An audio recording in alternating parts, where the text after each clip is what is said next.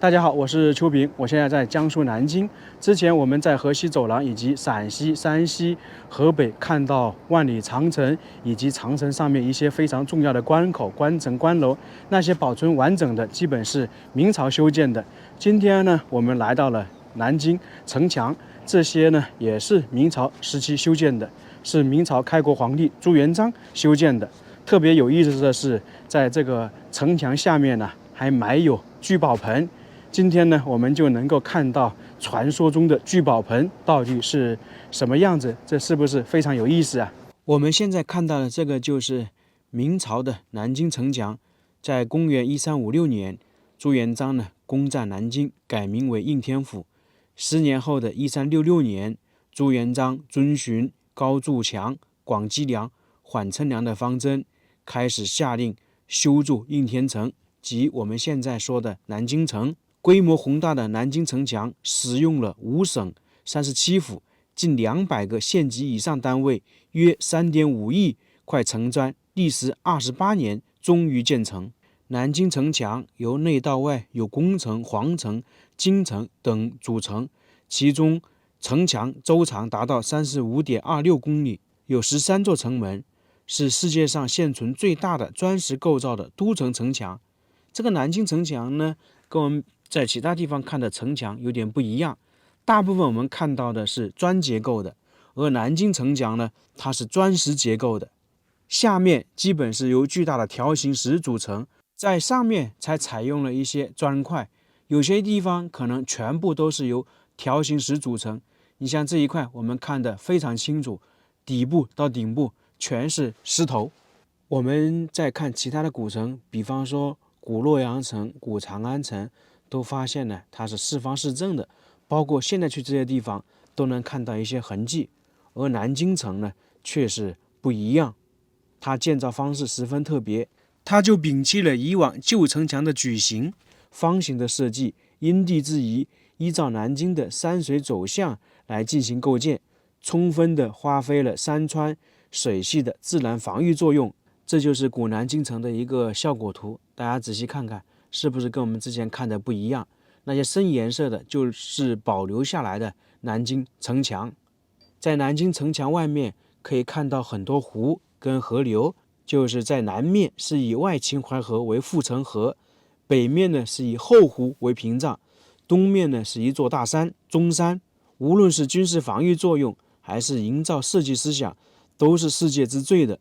特别是当时负责建造南京城的还是刘伯芬，里面呢还加了一些所谓的风水学，大概意思是说，明城墙采用了南斗6星与北斗7星的布局。当然这个不是太懂，只是说当时南京明城墙13座城门并不是随便开的，位置呢刚好是在13颗斗星的节点上面。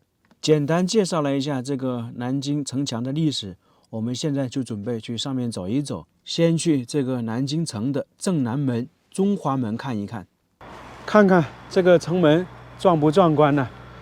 以前这里就是城墙，南京的城墙啊。那这一块呢就是翁城，我们等一下呢还得上去看一看。先来看看周边的环境，这就是南京的古城墙。以前我们在其他地方看古城的话，发现它周边呢都会有护城河，那个一般是人工的，而且呢不是太宽敞。那么大家看看南京旁边的护城河有多么宽广，这可能都有将近100米宽呢。这条河流不是人工河，它就是南京的母亲河秦淮河。经常在影视剧中，大家也能够听到秦淮河。明清两，特别是在封建社会，这个秦淮河可是非常了不起啊，是非常繁华的一些地方。当时的文人墨客，各种各样的人都喜欢来秦淮河旁边游玩。现在秦淮河上面还有这个游艇，大家乘坐这个游轮畅游秦淮河。以前的估计也是这种类型啊。前方看到那个城墙还挺高的，估计都有10几米。这个中华门是南京明城墙13座明代京城城门之一，在以前的是叫做聚宝门，坐北朝南，是中国现存规模最大的城门，古代防御性建筑杰出的代表，也是世界上保存最完好、结构最复杂、规模最大的瓮城，有天下第一瓮城之称。等一下呢，我们进去里面能够看到详细的布局。从这里进去呢，就进入南京了。现在是叫的中华门，上面3个字呢是上个世纪蒋介石亲笔写的。现在我们可以看到，在中华门两侧呢也有门洞，这个是车辆进出的，是上个世纪为了改善交通，在中华门两侧呢打通了通道。中华门这3个字是上个世纪蒋介石亲笔写的。我现在就站在中华门前面，从这里进去呢，如果是在明朝的话，相当于就是进入到南京城了。这个中华门跟我们在嘉峪关看到的是一样，它是一整套防御体系，叫做中华门瓮城，东西宽118.5米，南北长128米，非常大呀。这里呢，总共是有3座瓮城，是我国现存最大的古城堡。总共呢3道瓮城，4道拱门贯通。这里说的拱门就是这种通道，不是那种木门。这个南门中华门，大家看看这个过道，我猜想可能都有70-80米，不愧为世界上现在保存最完整的一个城门呐。高度的话10多米，下面呢也是巨大的那个条形石铺成，上面是用砖，这个是巨大的城门。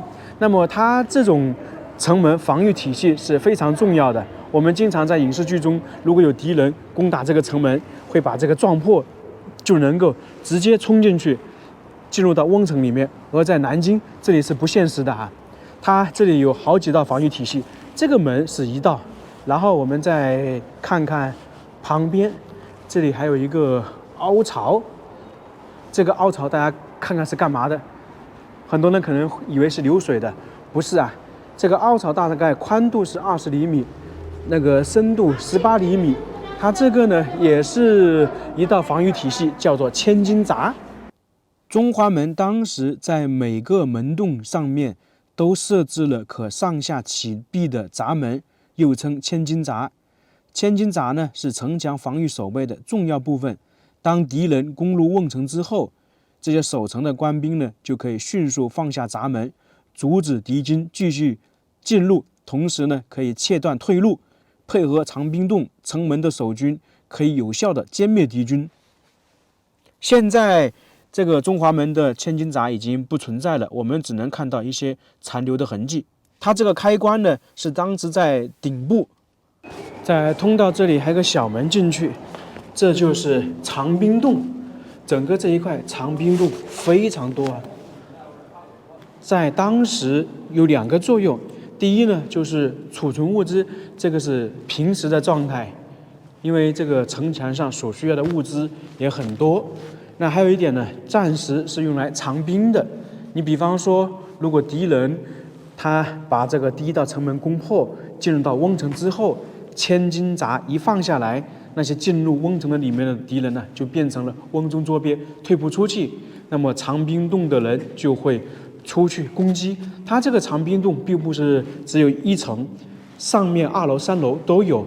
那么1楼的长兵洞里面的士兵估计一开始不会动用，敌人如果进来了，先由城墙上的士兵以及上面长兵洞的士兵进行攻击，攻击的差不多了，就由这个1楼的长兵洞的士兵出来进行收尾。你比方说，现在我们就可以走出去。在当时来讲，上面的士兵把这个瓮城的人攻击的差不多嘛，从上往下攻击，那么1楼的人就出来了，这样就能够彻底把这些敌人消灭。我们现在就来到了第1个瓮城的范围之内。下面这些呢都是长兵洞，其中里面现在有一个呢是供奉的沈万三，财神沈万三嘛，因为明城墙呢跟沈万三有点关系。沈万三相信大家都不陌生了，他是明朝初年的首富，朱元璋平定了天下，在扩建修建南京城的时候，由于财政不足啊，就得想办法。当时的大臣都说沈万三很有钱，就叫沈万三来修筑一部分城墙，规定好工程质量和进度。当时呢，沈万三负责修一半，朱元璋朝廷负责修一半。据说呢，沈万三还提前完成了，比朱元璋他们负责的还更快一点。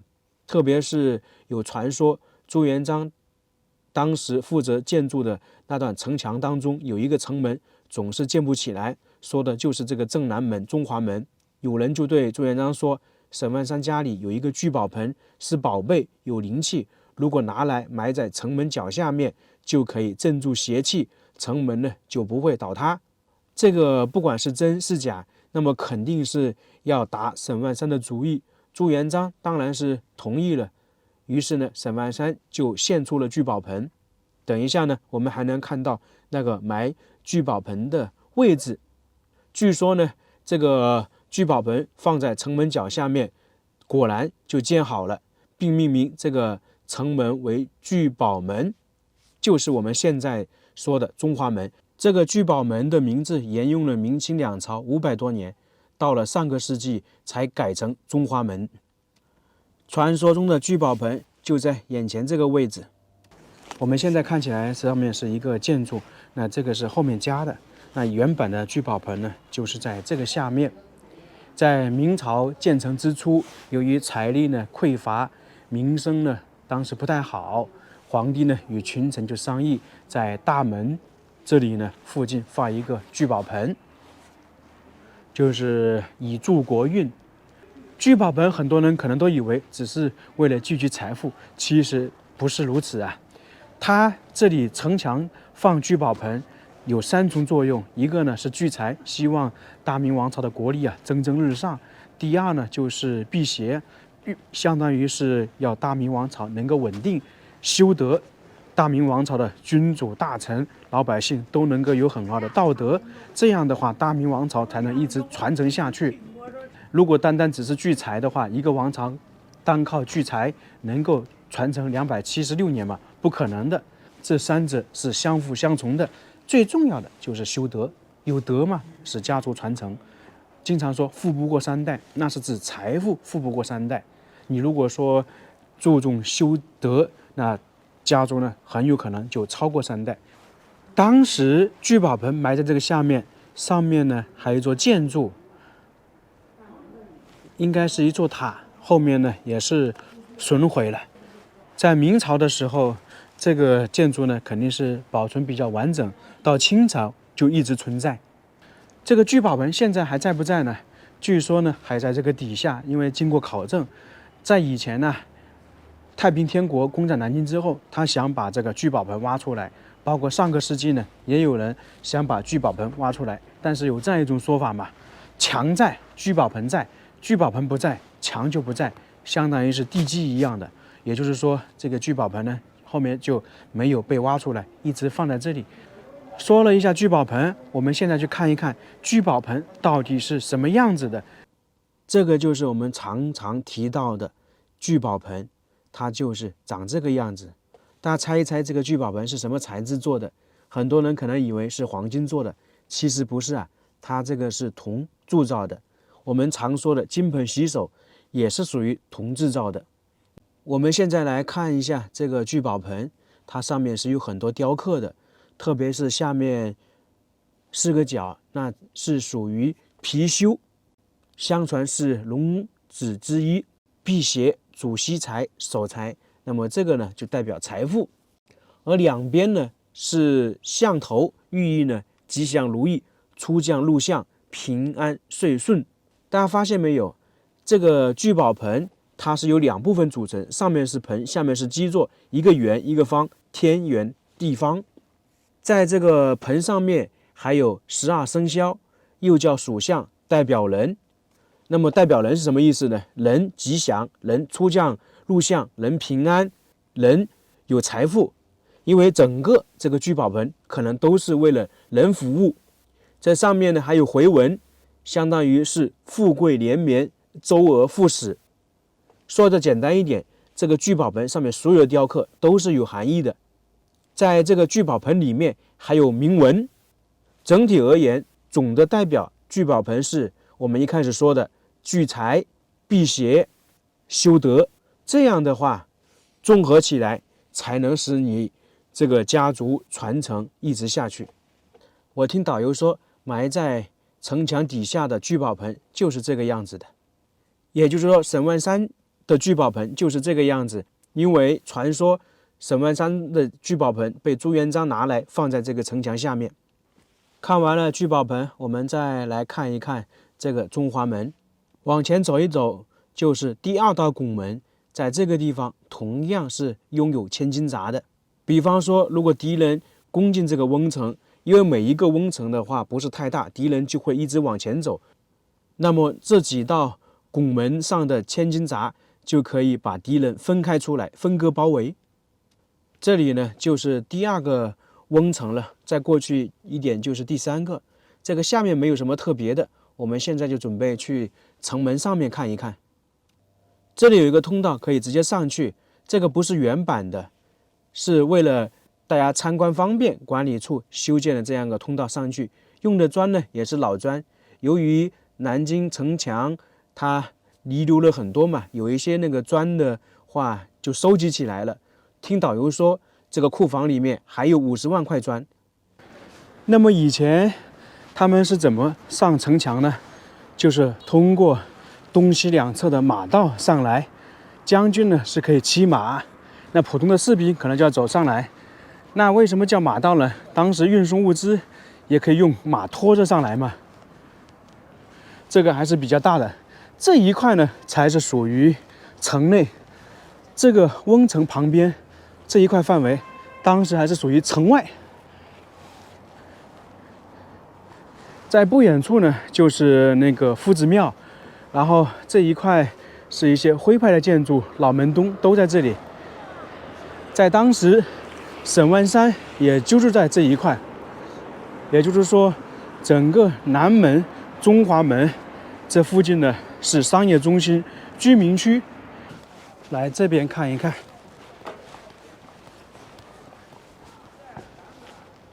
这瓮城真的是太大了。这是中间的瓮城，当时敌人也没想到他进入到里面，感觉能够快速的通过，但是没有想到啊，这是不行的。如果被瓮中捉鳖，就比较惨了。这是2楼的藏兵洞，现在都是做一些展览馆。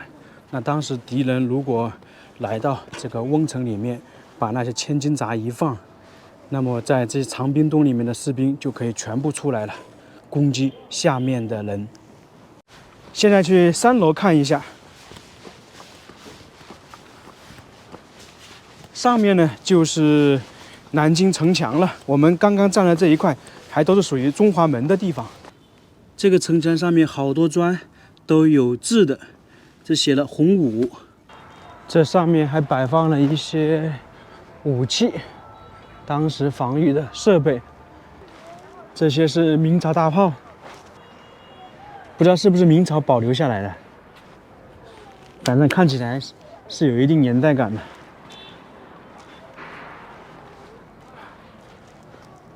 这个封住了，姑且就认为是明朝留下来的，那有差不多600多年了。我们站在上面再看一下这个中华门，完全就是一个防御体系啊！一座城门有3座瓮城，这个是非常少见的。那这一块呢，就是连接中华门的南京城墙，非常宽广啊，感觉跟陕西的城墙差不多。因为陕西的和南京这些都是明朝修建的。那到这里，南京城墙和中华门就差不多看完了。今天来这里最有意思的就是看到了传说中的聚宝盆。那这个视频就到这里了，非常感谢大家，我们下个视频再见。